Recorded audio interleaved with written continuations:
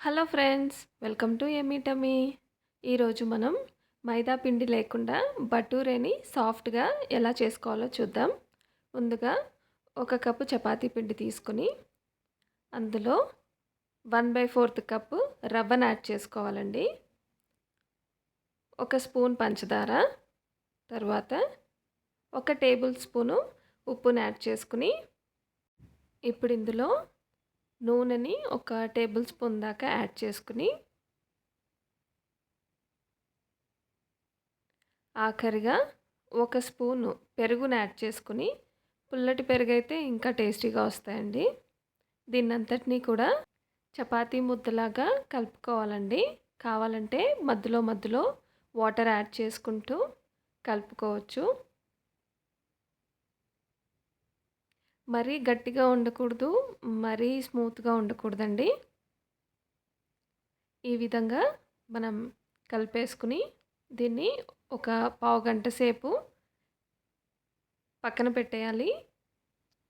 15 నిమిషాల తర్వాత ఇప్పుడు దీన్ని కొంచెం తీసుకుంటూ రౌండ్ బాల్స్ లాగా చేసుకోవాలండి. మనం చపాతీ ఎలా చేసుకుంటామో అదే విధంగా వీటిని కూడా చేసుకోవాలి.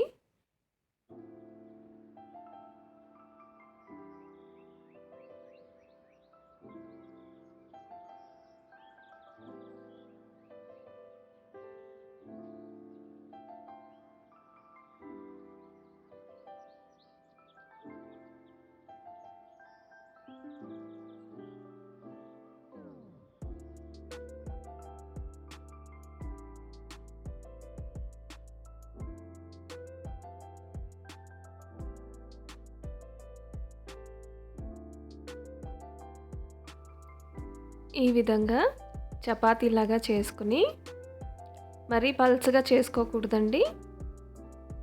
ఈ విధంగా చేసుకుని ఇప్పుడు కడాయి పెట్టుకొని నూనె వేడయిన తర్వాత దీన్ని ఈ విధంగా ఫ్రై చేసుకోవాలండి. మీడియం ఫ్లేమ్లో పెట్టుకొని ఫ్రై చేసుకోవాలి.